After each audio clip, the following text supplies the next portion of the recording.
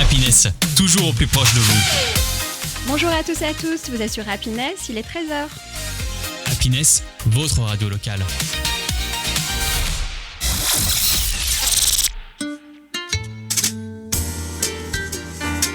Saveurs et confidences sur Happiness.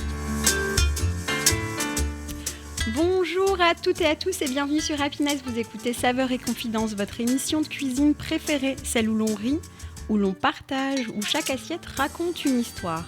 Aujourd'hui, je vous propose non pas de mettre les mains à la pâte, mais plutôt de mettre les mains dans la terre, puisque nous allons parler potager maison. Avec l'arrivée du printemps, le retour du soleil, de la lumière, ça donne envie de sortir les robes à fleurs et les petites chemises en lin. Mais aussi, peut-être, des envies de faire pousser quelques herbes sur le balcon, de planter quelques pieds de tomates dans un jardin, ou des fraises dans un petit bout de terre, ou peut-être de se lancer dans un potager grandeur nature. Pour en parler, j'ai le plaisir d'accueillir aujourd'hui Pascal Goujon, maraîcher amiénois et fondateur des Jardins Vertueux. Bonjour Pascal. Bonjour à tous. À ses côtés, Pierre Lenoir, qui s'est lancé dans l'aventure du potager maison l'année dernière en partant de zéro et qui vient nous partager son expérience. Bonjour Pierre. Bonjour à tous. Et bien sûr, nous retrouvons Sophie Dumortier de la librairie Martel pour sa chronique littéraire qu'on adore et si gourmande. Bonjour Sophie. Bonjour à tous. Alors installez-vous confortablement, bienvenue dans Saveurs et Confidences. Saveurs et confidences. Il y a quelque chose de particulier quand on commence un potager. Au départ, il n'y a presque rien. Un peu de terre, quelques graines et souvent un peu de doute. On plante, on arrose et puis on attend. Le potager nous rappelle quelque chose d'essentiel. Tout ne pousse pas immédiatement. Certaines choses ont besoin de temps, de lumière, de patience et d'amour. Et finalement, c'est un peu comme la vie. Planter une graine, c'est croire en ce qui n'est pas encore visible. C'est faire confiance au temps.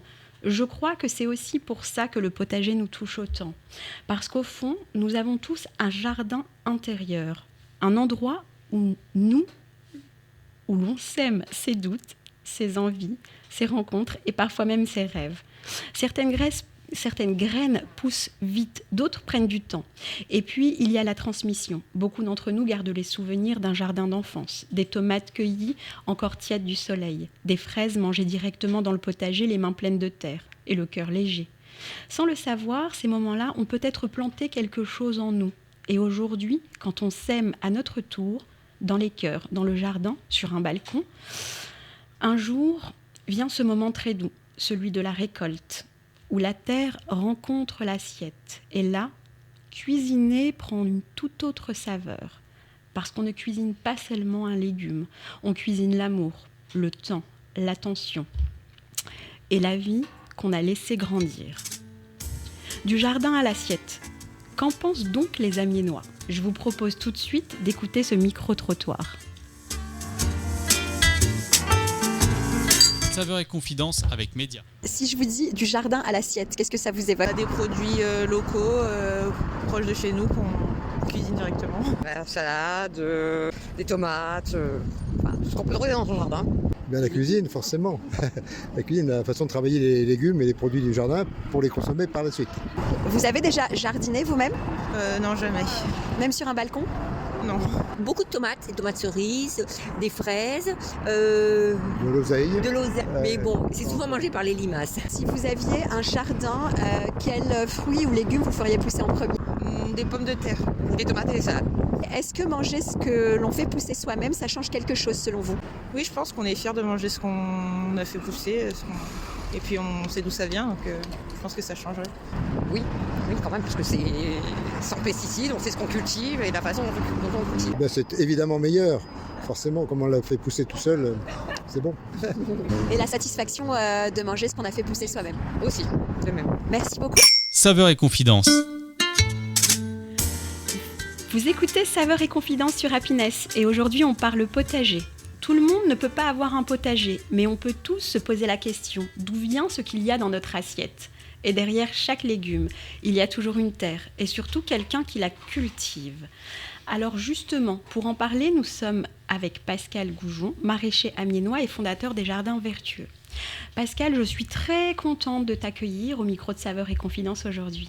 Bienvenue à toi. Merci. J'ai cru comprendre que tout le monde t'appelait Paco. Alors, est-ce que je peux t'appeler Paco ? Ah, bien sûr. C'est mon petit nom de jardinier. Ok. Eh bien alors, on sent que beaucoup de personnes ont envie, voire même ressentent un besoin profond, parfois presque viscéral, de se reconnecter à la Terre. Et en ce qui te concerne, d'où vient ta connexion si forte à la Terre ? Probablement de mes débuts. Moi, j'ai été élevé à la campagne. J'étais dans une petite mégalopole de 70 habitants jusqu'à l'âge de 7 ans à peu près. Et du coup, voilà, tout le temps dans les granges, dans les jardins, dans les potagers, comme vous le disiez tout à l'heure, aller cueillir des fraises, ça, on le faisait dans tous les jardins. Et puis bon, voilà, quand je suis arrivé à la ville, j'ai tout de suite été attiré à remettre les mains dans la terre. Donc ça, c'est venu vraiment très très vite. Et quand tu dis que tu es arrivé à la ville, tu avais quel âge ? Voilà, 7 ans à peu près. À 7 ans, ouais. Et le choc a été violent quand même. Enfin, la confrontation avec le fait qu'on n'a pas trop le droit de monter dans les arbres, qu'on n'a pas trop le droit de marcher sur les pelouses, qu'on n'a pas trop le droit de cueillir les fleurs qui poussent à l'extérieur. Qu'on nous interdit presque. C'était assez spécial. Ouais. C'est la vie en collectivité, quoi. Voilà. Oui, où on a presque ce sentiment qu'on nous interdit d'être des enfants. Ah, tout à fait. Oui, pour l'enfant, c'est dur la vie. Oui. Parce que courir dans un champ, cueillir une fraise, sauter dans le jardin. Pour nous, il n'y avait pas de frontières. Ouais. On allait d'un village à l'autre, on allait chez les copains. Dans la grange des voisins aussi. Exactement, non mais ouais. oui, bien sûr.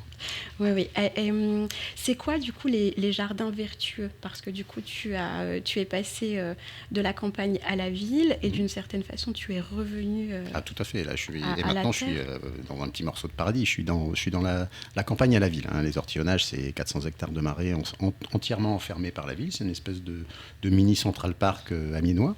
Et moi, j'ai eu la chance qu'on me confie 2,7 hectares de terre dans ce lieu. Et j'y ai créé, avec beaucoup d'autres, bien sûr. J'ai pas fait ça tout seul, mais un jardin paysager, pédagogique et productif d'un peu plus de 2 hectares. Donc, on peut venir y flâner, y manger un petit barbecue, pêcher à la ligne, cultiver. Voilà, on a pas mal d'activités qui se développent dans ce jardin. D'accord.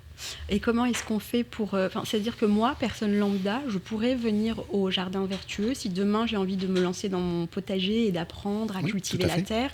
Et comment est-ce que je fais du coup la démarche pour pouvoir venir à toi ? Comment ça fonctionne pour une personne lambda qui découvrirait les jardins vertueux ?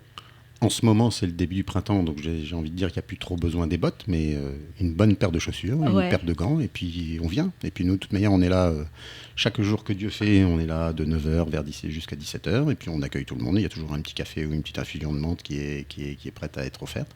Et puis après, on discute et on établit comment on va fonctionner. Donc là, en ce moment, on est en train de tutorer une personne qui est en reconversion professionnelle. Et puis on organise aussi des stages de formation, des temps où on va discuter plus particulièrement soit de l'aménagement paysager, soit de la production de légumes. C'est hyper intéressant et je pense que ça pourrait intéresser un grand nombre de personnes. C'est majoritairement des personnes de la région ? Oui, essentiellement. Mais là, la personne qu'on tuteur en ce moment, elle vient de la région d'Albert, donc elle fait quand même pas mal de kilomètres tous les matins pour venir. Et puis, quand on organise des stages, et celui qui a le plus de succès, c'est celui qui est sur l'architecture végétale en osier. Donc on fait ça en général l'hiver et on a des gens qui viennent de très très loin pour participer à ce stage. Et alors dis-moi Paco, concrètement, être maraîcher aujourd'hui, ça veut dire quoi au quotidien ? Si tu nous décris une journée type. Alors, si vous demandez aux maraîchers, aux purs maraîchers des ortillonnages, si je suis maraîcher, je pense qu'on vous répondra non. Moi, je suis je m'intitule plutôt jardinier. Ou ortillon 2.0. Le fait de faire des bateaux, un petit peu de visite d'écotourisme en bateau, plus les accueils pédagogiques et un peu de production, ça fait une exploitation un peu particulière. Mais la vie d'un maraîcher, si on veut vraiment réussir, c'est se lever, arriver avec les premiers rayons du soleil. Travailler à la fraîche le matin, c'est merveilleux. Nous, on a l'habitude de dire qu'à cette heure-là, la terre, elle est amoureuse. Donc, ça se prête bien au travail. Les premiers petits désherbages, les arrosages sont très efficaces le matin. Donc, on essaie de démarrer sa journée très tôt. Ma première cliente, à l'époque j'étais paysagiste, me disait Pascal, si vous voulez un conseil, elle me disait, un bon jardinier, elle s'appelait Gladys, c'était dans la région de Pierrepont-sur-Ave, bref. Elle me disait, un bon jardinier, il doit avoir fini sa journée à midi. Donc ça veut dire qu'il doit commencer très tôt pour avoir vraiment bien travaillé à midi. Donc les arrosages le matin, les plantations, la cueillette. Quand on cueille salade à la fraîche, elles sont bien gorgées d'eau, elles sont bien fermes, bien fraîches. Puis après, il y a de la préparation de terrain, il y a les plantations, les semis, les désherbages. On attend que le soleil soit bien haut pour faire le coup de griffe ou le coup de rasette, pour que le désherbage soit très efficace. Alors ça, c'est la spécificité de la terre des ortillonnages, parce qu'elle est très, très, très favorable à la culture. C'est une des meilleures terres de France. Oui. Alors, on parle beaucoup de manger de saison. Est-ce que tu peux nous expliquer simplement ce que ça signifie et pourquoi c'est important, et en une phrase, c'est quoi l'enjeu de consommer de saison ? Alors, l'enjeu de consommer de saison, il est double. Quand vous consommez de saison, en général, vous achetez en circuit court, c'est-à-dire vous achetez autour de vous et vous contribuez à l'économie locale. Donc vous faites vivre quelqu'un qui vit à côté de vous. Ça, c'est un premier enjeu.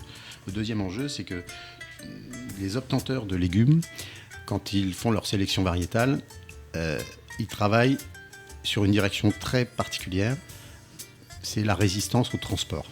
C'est-à-dire quand votre légume, il va faire 100, 500, 1000, 2000 km pour arriver chez vous, il faut qu'il soit un peu dur, un peu résistant, un peu... voilà, la sélection, elle est faite sur la résistance au choc du transport. Et en fait, quand on fait des légumes résistants au transport, on perd des qualités, on perd des nutriments, on perd toutes sortes de choses. Oui. Voilà, un légume qui est produit pas loin, qui n'est pas forcé, qui est produit à la bonne saison, il est largement meilleur pour la santé. Du coup, vous avez besoin d'en manger moins pour avoir le même taux de nutriments. Oui, meilleur pour la santé, puis aussi gustativement parlant, c'est pas la même saveur, quoi. Bien sûr. Moi, je sais que l'exemple le plus frappant, c'est les tomates. Oui. Tous les gens qui m'achètent des tomates l'été, ils finissent par se convertir à... On attend la saison des tomates pour manger des vraies tomates, et en dehors de la saison, on n'achète pas. Oui. Et puis on mange autre chose. Oui, merci beaucoup Paco. On se retrouve tout de suite pour poursuivre ces échanges très passionnants. Saveurs et confidences. Vous écoutez Saveurs et confidences sur Happiness, et nous sommes en compagnie de Paco, maraîcher à Amiens, jardinier à Amiens, pour parler potager maison. Et justement, autour de la table, nous avons quelqu'un qui a franchi le pas l'année dernière. Il s'est lancé dans l'aventure du potager maison en partant de zéro.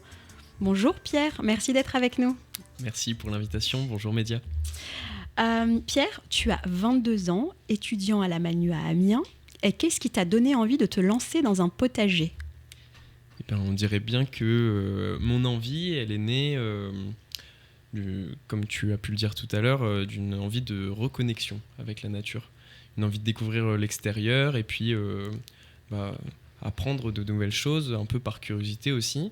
J'ai habité jusqu'à mes 19 ans à la campagne chez mes parents, et ils ont toujours eu un jardin avec quelques plantes aromatiques, et une petite idée a commencé à germer dans ma tête, celle de essayer de produire des légumes de saison, pour le goût et aussi pour pouvoir transitionner tranquillement vers l'autosuffisance alimentaire d'un point de vue des fruits et des légumes.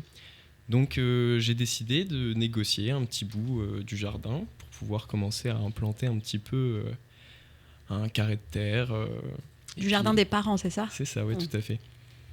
Et donc quand j'ai quitté la maison et que je venais de lancer un petit peu ce projet jardin, potager, je n'attendais que sortir des cours ou le week-end pour pouvoir passer le plus de temps possible à travailler la terre, comme le disait Paco tout à l'heure, à venir de bonne heure, avoir des projets de construction.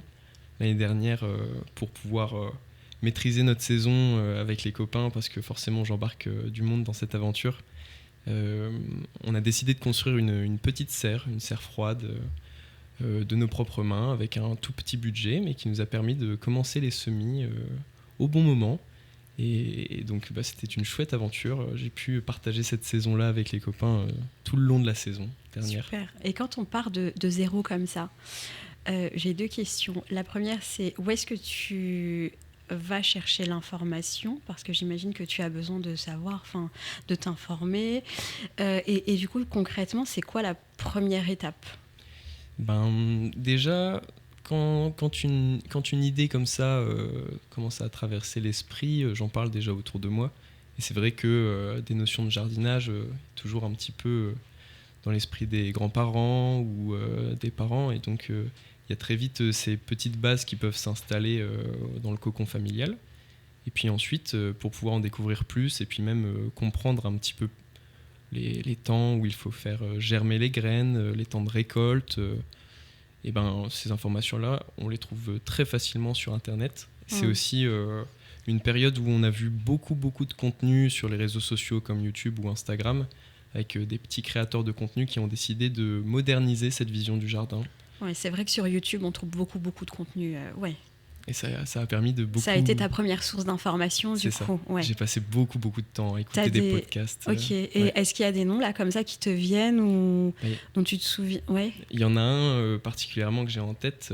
Il s'appelle Goran, le permaculteur, qui m'a ouvert à la permaculture et à l'autosuffisance, et qui est maraîcher et qui crée du contenu. En tout cas, il a une très belle visibilité depuis 2-3 ans maintenant. Et c'est vrai que j'ai énormément consommé ses contenus parce que ils sont très simples, très accessibles. Ouverts, très accessibles, c'est ça. Ouais. C'est super de rendre tout ça accessible. Ouais. Et alors du coup, ça a bien poussé? Alors la saison dernière, ça a très bien poussé. Franchement, on a pu se régaler avec de très bonnes tomates. Et du coup, est-ce que le fait d'avoir cultivé tes propres légumes, ça a changé ton regard sur la nourriture? Alors clairement, oui. Déjà, il y a la fierté de pouvoir offrir des légumes, pouvoir cuisiner ses propres légumes aussi, pour soi. Mais je trouve que la notion de partage et de ramener une petite cagette ou de rentrer dans la maison de mes parents après toute une journée dehors en disant j'ai fait un petit peu tout ce que je voulais faire et là j'ai fini par une récolte, leur apporter des belles tomates bien rouges, bien juteuses ou des très belles courgettes, c'est vrai que ça me rend fier. C'est hyper satisfaisant, moi je trouve. Complètement. Ouais. Et on en profite d'avoir Paco avec nous sur le plateau. Est-ce que tu as envie de lui poser une question? Si tu réitères cette année ton potager. Alors bien sûr que cette année, le potager est un projet. C'est d'ailleurs le moment de semer quand même un paquet de graines. Et Paco, moi je voulais savoir tes magnifiques tomates qui ont une superbe réputation. Oui. Est-ce que tu as des variétés peut-être ou même peut-être simplement une saison pour commencer à les faire pousser? Alors là, en ce moment, je travaille avec une autre structure qui fait du plan parce que je n'ai pas tout à fait l'équipement pour faire les semis. Parce que pour avoir de la tomate en saison, il faut commencer les semis en septembre. Donc il faut avoir une serre qui est hors gel. Les semis en février, Oui. Une serre hors gel pour pouvoir démarrer très tôt et avoir le décalage. Donc je travaille avec une structure qui est à Haversker, qui possède une des plus grandes banques de semences de tomates, avec à peu près 980 variétés différentes. Et je pense qu'on va faire en sorte qu'il y en ait quelques pieds qui viennent chez toi. Ouais. Ce serait avec plaisir, voilà. Franchement. Oui, les jardiniers ont la réputation d'être généreux. Donc il y a du troc, il y a du coup de main, c'est vraiment quelque chose de... comme tu disais, emmener des copains, c'est merveilleux, c'est la bonne idée. Mais c'est super. On revient à l'essentiel, en fait. À les mains dans la terre, c'est prouvé. Aujourd'hui, de par le contact avec certains éléments du sol, certaines bactéries, là, ça renforce le microbiote. Et puis, c'est bon pour l'âme. Le jardinage, ça a les mêmes vertus qu'une séance de sport. Et on est fait pour vivre dans la nature, de toute façon. Enfin, de base, on n'est pas fait pour le béton. Et oui. C'est la ville qui est une invention. Oui. Et puis le fait de travailler 8 heures par jour. Enfin, moi, j'avais lu un truc hyper intéressant qui disait l'être humain n'est pas fait pour bosser 7 heures, 8 heures par jour. Enfin, on est fait pour travailler 4 heures par jour. Ça rejoint ce que tu disais tout à l'heure. Cultiver le matin, travailler nos 4 heures. Enfin, plus en réalité, mais... Vous savez, curieusement, quand vous allez au travail et que vous avez vos 8 heures à faire ou vos 7 heures actuellement, parfois, selon la mission, selon l'ambiance, selon le type de travail, au bout de 5 heures, 6 heures, vous commencez à regarder la montre. Moi, je regarde la lumière du soleil, je me dis, tiens, le soleil se couche. Oh mince, c'est déjà fini. Et je suis obligé de partir. En fait, parfois, on fait 10, 12 heures sans sourciller, sans aucun problème. On n'a pas l'impression d'avoir travaillé. Et le matin, quand les yeux s'ouvrent, on dit « Ah, ça y est, ça recommence, c'est reparti, on y retourne. » Puis on y va avec entrain. Oui.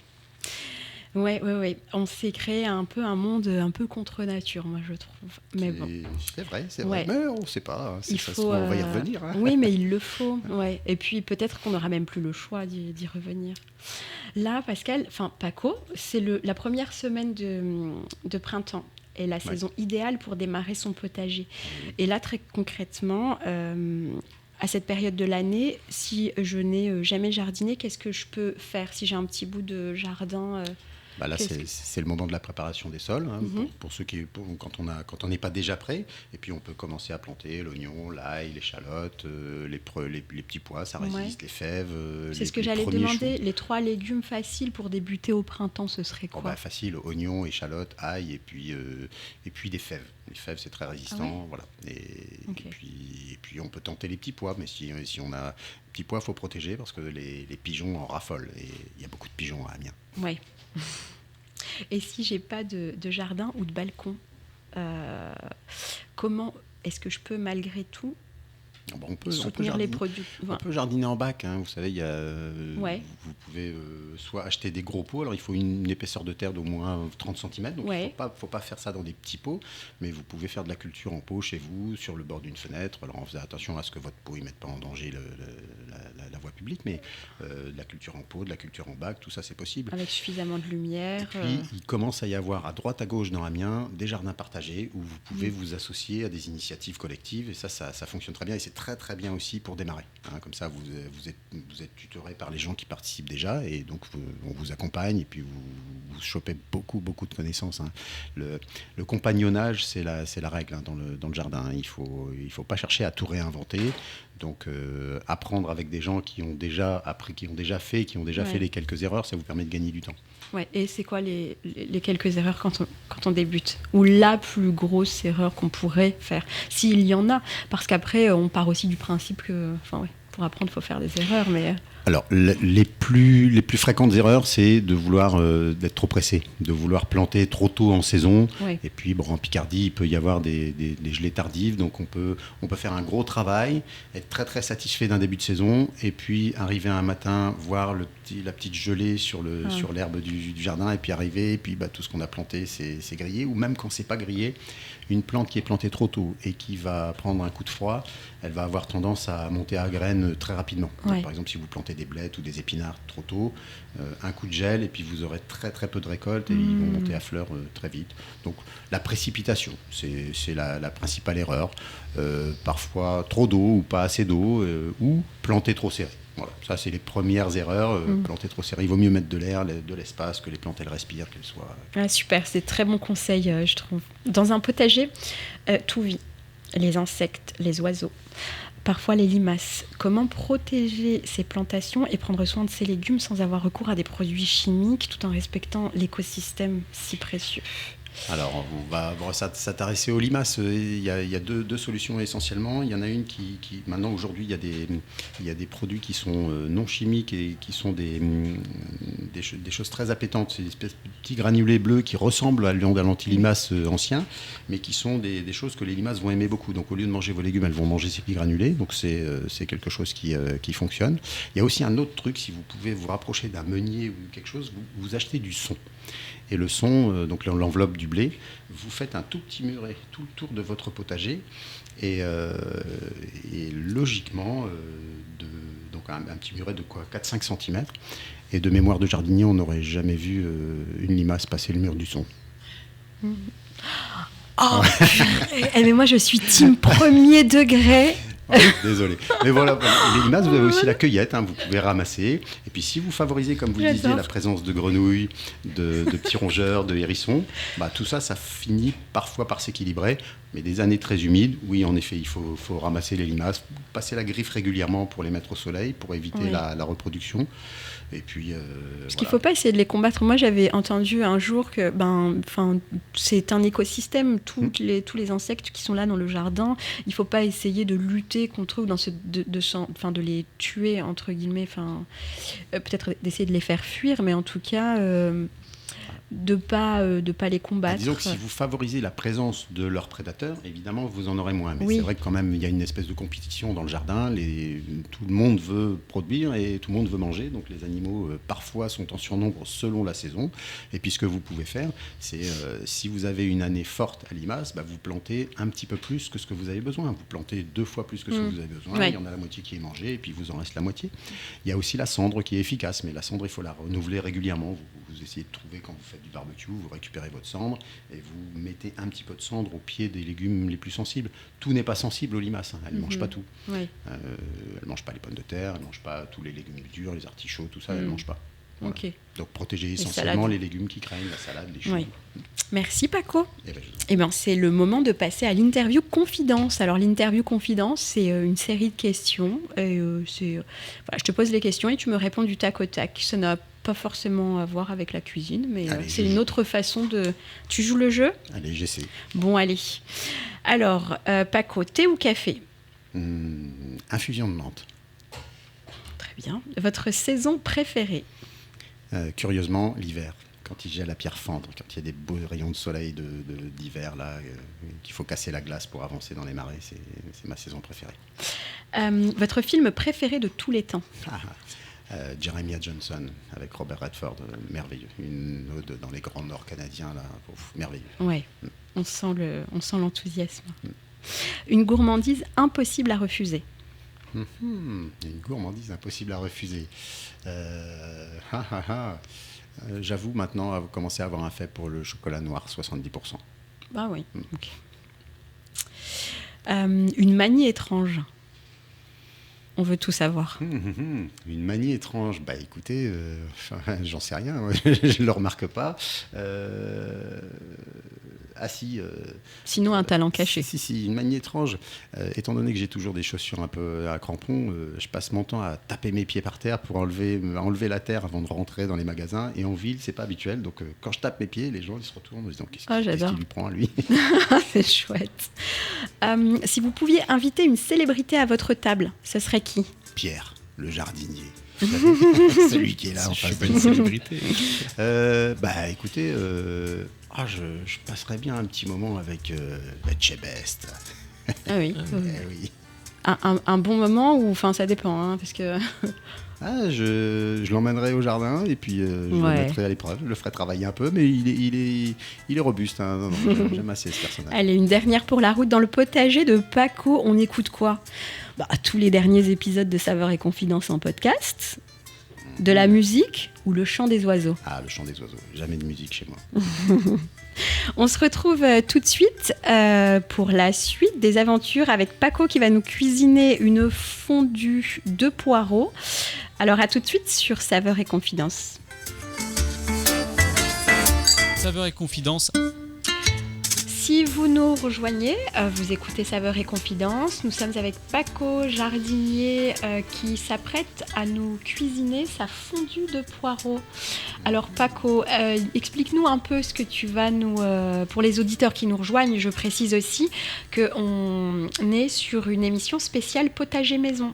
Et donc, tu nous as ramené des légumes de ton jardin. Alors, j'ai ramené des poireaux, des légumes des ortillonnages. Mais là, je les ai pris ce matin chez Christophe Huygen, qui a un petit magasin chaussée Saint-Pierre. Donc, un producteur merveilleux qui travaille avec son épouse.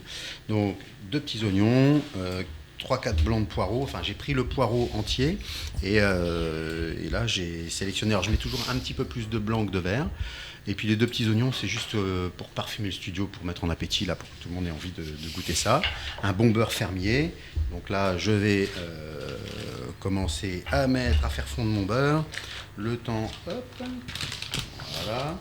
Un bon beurre fermier que j'ai acheté au marché sur l'eau aussi. Les petits oignons. Le marché sur l'eau qui est tous les samedis matin. Oui. Donc c'est un beurre doux. C'est un beurre doux, oui. Moi, j'ai une petite tendresse quand même pour le beurre doux. Le beurre salé, j'ai du mal. Hein. C'est pour les gens qui sont près de la mer ou les Bretons. Les Bretons, tout ça. Mais moi, non. Les Bretons qu'on embrasse très fort. Mais quand même, voilà, un beurre qui a le goût de beurre, quoi. Donc, les poireaux en rondelles, je les cisèle bien fins, voilà. Plus c'est ciselé fin, plus ça va réduire vite. Le temps de cuisson. Ouais, j'ai vu que tu avais gardé quand même beaucoup du verre du poireau. On voit souvent les gens qui coupent vraiment beaucoup de verre de poireau. Alors, moi, je mets essentiellement le blanc qui cuit vite. Je mets du vert pour colorer un peu, pour qu'il y ait un petit peu de mâche, pour pas que ça soit quand même une purée. Et puis en fonction de la poêle, là, je vais bientôt, là, le beurre est en train de fondre tranquillement. Il y a la petite mousse qui commence. Donc après, je vais doser le verre, comme on dit en Picardie, à l'urlure, pour remplir la poêle. Et puis tout le reste, tout ce qui ne sera pas mangé, hop, dans un petit sac congélation, ça va aller au frais. Et puis ça ira dans une soupe. Je suis très très très amateur de soupe. Ouais. Je mange de la soupe quasiment toute l'année. Ça, c'est peut-être mes origines de Dordogne. En Dordogne, on mange de la soupe hiver comme été toute l'année. Et donc une bonne petite soupe de légumes des ortillonnages. Voilà. Alors, quand je fais de la soupe, c'est quoi ta soupe préférée? Est-ce que tu as une soupe vraiment très chère à ton cœur? En fait, moi, c'est la soupe de légumes variés, légumes de saison. Là, je mets les petits oignons et les premiers poireaux dans le beurre bien chaud. Ça commence à cuire, là. Et en fait, moi, c'est ce à quoi j'attache surtout de l'importance quand je fais une soupe. Alors, je mange toutes les soupes, hein, je ne suis pas très difficile au niveau je suis pas difficile à nourrir, mais j'ai une petite tendresse quand les légumes sont coupés très fins, quand c'est ciselé. Donc, je fais une espèce de julienne, du julienne de légumes. Voilà, donc là, hop, tout est parti dans la poêle. Donc là, on monte un petit peu le feu. Et dans tes soupes, est-ce que tu mets est-ce que tu es un fervent amateur de topping aussi? Parce que moi, j'adore ça. De topping. Tu sais, de rajouter des petites choses au-dessus de tes soupes et tout. Ou c'est vraiment la soupe comme ça et Alors moi, évidemment, comme on le disait tout à l'heure, la soupe de légumes de saison. Ce que j'aime bien faire quand je fais une soupe, par exemple pour les poireaux, je vais couper tout le vert, je vais ciseler fin le vert, et puis le blanc, je vais l'attacher. Je vais attacher 3-4 poireaux ensemble. Ouais. Comme ça, ils cuisent ensemble, ils ne se démontent pas. Et puis, je peux, en fin de cuisson, les sortir, les laisser refroidir et les consommer. Alors qu'ils auront donné une partie de leur goût à la soupe, donc ils auront fait le job. Et puis, le lendemain, je les mange en poireaux vinaigrette. Je fais la même chose avec le céleri. Le céleri, je le coupe pas fin, je le coupe en deux. Je mets la boule pratiquement en entière, donc coupée en deux. Elle cuit, elle donne son goût, et après je la sors de la soupe et je la laisse refroidir et je la mange à la vinaigrette. C'est magnifique. Ça fait un espèce de légume avec une consistance très, très, très tendre, avec un très léger goût de céleri, et puis vinaigrette, c'est vraiment magnifique. Et tu mets des bouillons dans tes soupes, toi, ou pas? Est-ce que je mets des bouillons, tu sais, les petits carrés de bouillons de légumes. En vrai, quand on a des bons légumes qui ont du goût, il n'y a pas besoin de rajouter tous ces petits carrés de... Il y a vraiment un incontournable quand vous faites une soupe, c'est une soupe de légumes, oignons, céleri, pour avoir vraiment un très fort goût. Ouais. Et là, après, vous mettez ce que vous voulez, ce qui passe, un peu de fenouil, un peu de carotte, de la pomme de terre. Ouais. Moi, c'est l'ail. Je trouve que... Oui, l'ail. Aussi, moi, je trouve... Enfin, moi, l'ail, j'en mets, mais partout. Je trouve que ça rajoute tellement de saveur dans les plats. Dans la soupe, je mets l'ail en chemise. Ouais, en chemise. On le laisse... je l'épluche pas. C'est quoi en chemise? On l'épluche pas. Oui, d'accord. On met la gousse comme ça, puis comme ça, on la retrouve dans la soupe. Et puis, vous pouvez manger. Vous l'ouvrez, vous avez un petit truc qui est une consistance purée, très très bonne, avec un très léger goût. Ça, c'est vraiment Moi, je fais ça quand je fais du poulet rôti. Je mets les gousses d'ail en chemise dans le plat avec le poulet rôti, et c'est vrai qu'après c'est presque des petits bonbons avec tu presses sur la peau et t'as l'ail qui vient comme ça un peu caramélisé. Et donc là, au niveau de la fondue de poireaux, on en est où? Tu as fait fondre le beurre, ensuite tu disais tu as ajouté les oignons que tu as ciselés, voilà. Le blanc de poireau ciselé finement aussi. Le blanc, là j'ai densifié avec un peu de verre, donc là il y a le fond de poêle, j'essaie de faire en sorte qu'il n'y ait pas trop d'épaisseur, Là, je remue régulièrement. Je ne fais pas forcément attendre la coloration, on peut attendre que ça colore un petit peu, mais là moi j'arrêterai la cuisson un peu avant, mais quand tout sera vraiment quand ils seront tombés, on va dire. On voit qu'il n'y a plus trop de résistance sur le légume, et puis là pour tenter un peu l'expérience. Ça, en fait, la fondue de poireaux, en fait, c'est un appareil.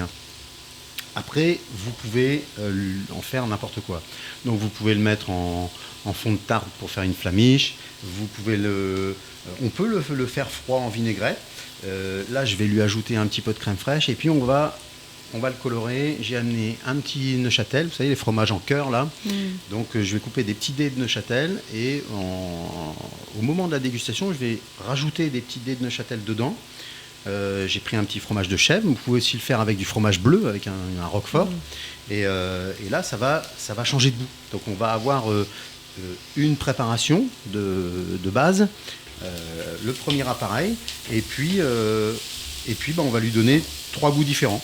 Nature avec la crème fraîche, et puis 2 goûts différents, au chèvre ou au Neuchâtel, avec un fromage de vache ou un fromage de chèvre. Et après, donc, c'est selon les goûts. Ouais, et après, si vous voulez faire flamiche, il ne faut pas rajouter. Logiquement, vous mettez uniquement la crème, éventuellement un œuf, et puis après, direct au four. Moi, je ne sais pas ce que vous en pensez, mais ça commence à sentir bon. Oui, ici. ça sent très bon, je confirme. Ouais. Hop, on baisse un petit peu le feu.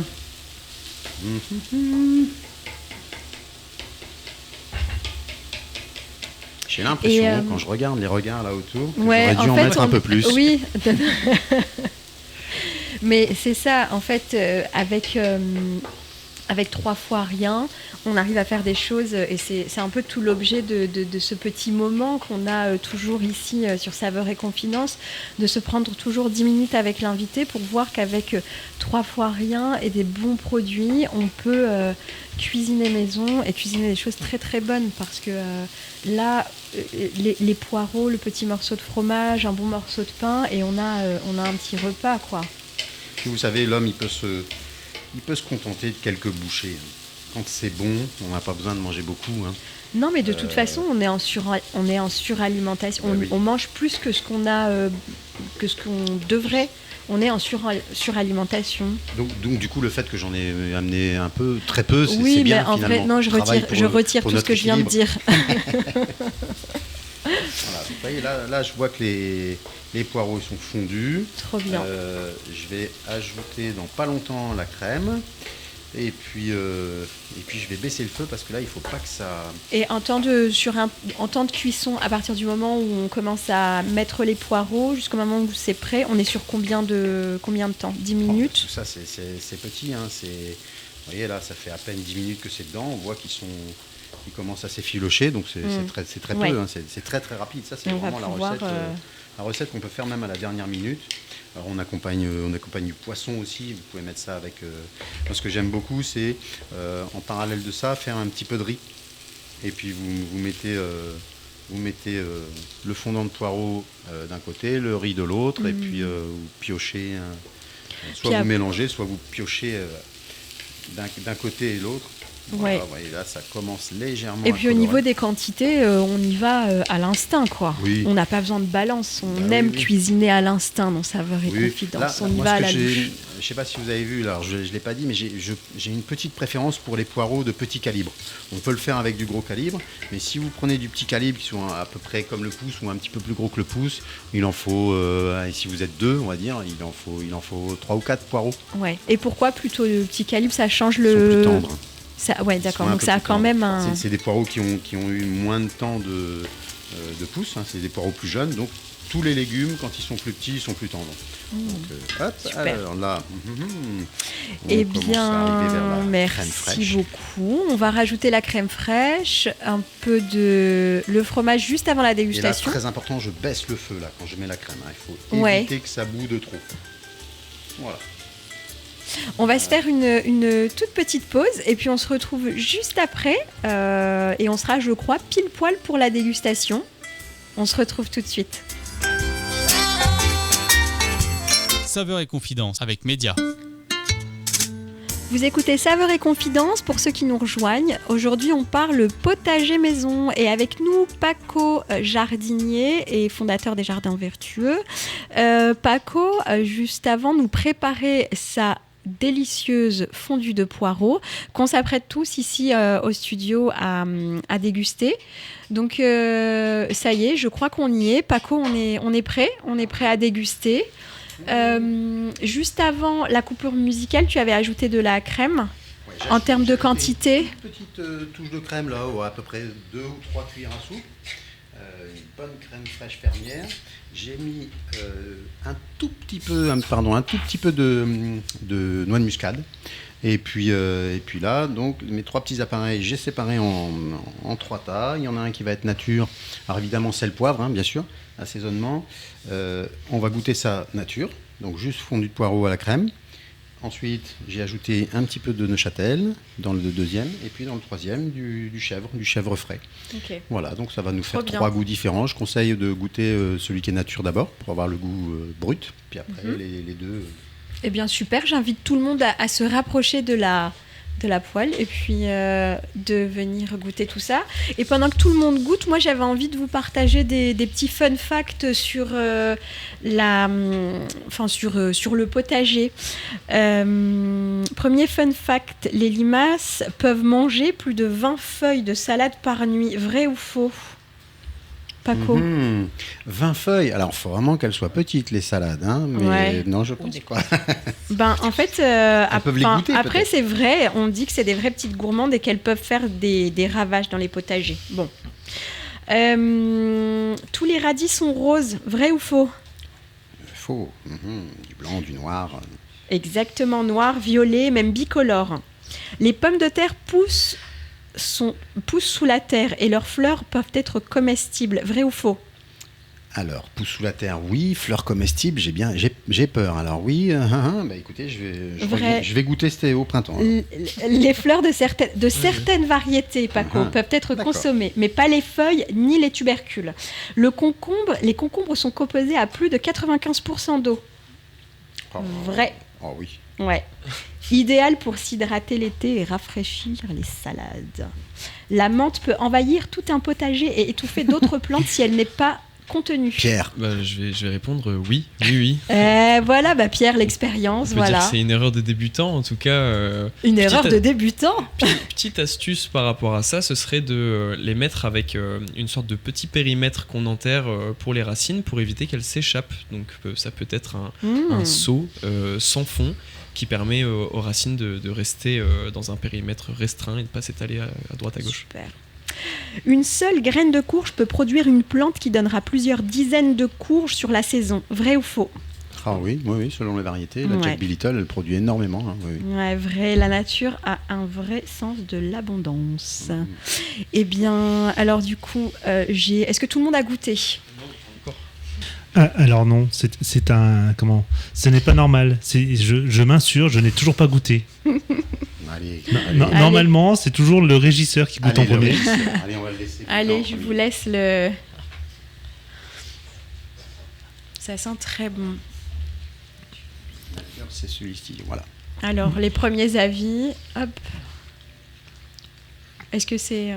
fondu de poireau, est-ce que c'est fondant ? C'est très bon. Ouais, ça vous plaît ? Très très bon. La crème comme ça, on sent le côté bien crémeux qui vient. Alors, pour information, hors antenne, le régisseur nous avait dit « J'aime pas le fondu de poireau, donc ça va être un challenge. » Ah bah là, c'est plus qu'un challenge. Allez, Damien, on en reprendrait bien une deuxième cuillère. Ne dis pas ma femme. Je vais goûter aussi. Franchement, c'est très, très intéressant, très sympa. Et puis, c'est vrai que le fait que tu aies rajouté du poireau vert amène vraiment un match en plus. On a vraiment 2 textures différentes entre le poireau blanc et le poireau vert qui est là. C'est très intéressant. Et les petits dés de Neuchâtel que tu as rajoutés, clairement, ils fondent. Ça fond dans la bouche, on n'a même pas besoin de les mâcher, ça se liquéfie directement sur la langue, c'est très intéressant. Et les petits dés de Neuchâtel, tu les as ajoutés hors feu ? Juste à la fin, oui, en dehors du feu. En dehors du feu, pour qu'ils restent un peu en tenue. Ça, je fais pareil dans la soupe, de temps en temps. Quand, vous savez, quand vous en achetez un de fromage et puis que vous avez du mal à le finir, il commence à durcir un peu. Dans la soupe, je le coupe en petits dés et puis je le mets au moment de manger. Puis ça fait un petit apport, un petit goût, là, ça relève bien la soupe, c'est magnifique. Merci beaucoup Paco de nous avoir régalé avec cette fondue de poireaux. Et tout de suite, on retrouve Sophie Dumortier de la librairie Martel qui finit ce qu'elle a dans la bouche. Bon appétit, Sophie. Ça y est, c'est avalé, c'est très bon. C'est délicieux. Alors du coup, je vais laisser la parole tout de suite à Sophie Dumortier pour sa chronique littéraire. Saveurs et confidences. Alors, donc aujourd'hui, mon choix s'est porté sur Marie Chiocca. Je ne sais pas si on dit Chiocca ou Chiocca, ou si elle a un accent, ou si elle était... Et donc, c'est une jeune femme qui a un blog donc en jardinage et en potager, qui nous a fait donc un fabuleux jardin en permaculture. C'est donc ça le titre de ce livre, qui s'associe bien donc du potager à la cuisine. À travers son ouvrage, qui est aux éditions Terre Vivante, elle nous fait voyager de chez elle, de son potager au verger, et du verger après dans sa basse-cour, puisqu'elle a en même temps des animaux. Donc c'est vraiment, comme disait Pierre tout à l'heure, de l'autosuffisance au niveau du jardinage. C'est un livre qui est intéressant parce qu'il est vraiment fait par saison. Donc tout prend son sens, comme Paco le disait, de bien manger les tomates à la période où elles sont les plus juteuses, les plus goûteuses. Et donc ça, c'est une forme de travail de la terre qui se fait comme ça au niveau des saisons, et donc elle nous donne beaucoup d'astuces. Il y a quelques recettes qui sont intégrées aussi dans cet ouvrage, où on nous permet de voir des recettes avec des potées aux feuilles de chou montées, des gratins crémeux aux fans de radis. Enfin, elle exploite vraiment tout au niveau de sa récolte, de ses légumes. C'est un petit peu son art de vivre à elle, et donc elle nous communique. Et dans ce coffret, alors les deux ouvrages peuvent s'acheter séparément, il y a également les fabuleux légumes. Donc là, elle nous donne toutes ses recettes, des 80 recettes à peu près de son potager, de son jardin. Et pareil, il est exactement fait comme le premier ouvrage, c'est-à-dire que c'est par saison. Donc comme ça, au moins, ça nous permet d'exploiter les légumes à chaque saison voulue. Donc ça, c'était vraiment l'ouvrage que je voulais partager avec vous et les auditeurs aujourd'hui. Et un autre petit coup de cœur que je rajoute en plus, c'est le poireau. Alors déjà, rien que pour le titre, le poireau préfère les fraises. Et donc, c'est ce dont on parlait tout à l'heure, c'est une association. Voilà, il faut savoir que, alors je pense que Paco, je ne vais pas dire de bêtises parce que moi je ne suis pas spécialiste, même si j'adore jardiner, j'adore être dans la nature, où il faut l'association de plantes. Toutes les plantes ne s'aiment pas entre elles. Donc il faut faire très attention quand on associe dans un jardin. Si on adore voir de la couleur, si on va associer des fleurs avec des légumes, il faut faire très attention aux compositions. Et donc ce petit livre-là, c'est un remède justement où vous pouvez associer des plantes qui par contre, elles, s'aiment beaucoup. Et c'est pour ça que tout à l'heure, quand on parlait des limaces, on nous disait que si on introduit du cerfeuil dans les salades, par exemple, ça peut éloigner les limaces. Après, il y a la mélisse citronnelle, qui éloigne les pucerons.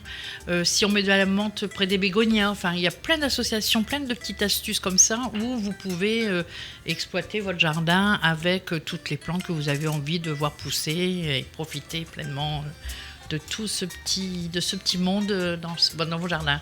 Communication entre les insectes, les humains et les plantes. Merci beaucoup, Sophie. Merci. C'est passionnant. Les ouvrages ont l'air passionnants. Très passionnants. Et c'est une émission qui touche déjà à sa fin. Merci infiniment à nos invités d'avoir été avec nous aujourd'hui. À Paco, des Jardins Vertueux, Pierre Lenoir et Sophie Dumortier. Merci à tous pour ce voyage gourmand de la terre à l'assiette. J'espère, chers auditeurs, que vous avez passé un bon moment en notre compagnie et qu'on vous a donné envie de mettre la main à la terre, ou à défaut d'aller à la rencontre de ceux qui la mettent au profit pour nous nourrir, et de vous rappeler l'importance de soutenir nos artisans, nos producteurs, nos agriculteurs. Aujourd'hui, nous avons encore le luxe de pouvoir choisir ce qu'on mange, mais la vraie question, c'est est-ce que nous pourrons encore choisir demain ? Merci à vous d'avoir été avec nous sur Saveurs et Confidences. Prenez soin de vous. Régalez-vous et souvenez-vous, dans la cuisine comme dans le jardin, ce sont l'amour, la patience et la curiosité qui font pousser le meilleur. Rendez-vous le samedi 25 avril à 13h pour notre prochaine émission où nous parlerons miel en douceur et gourmandise. À très vite sur Saveurs et Confidences. Tous en cuisine avec Média dans Saveurs et Confidences sur Happiness.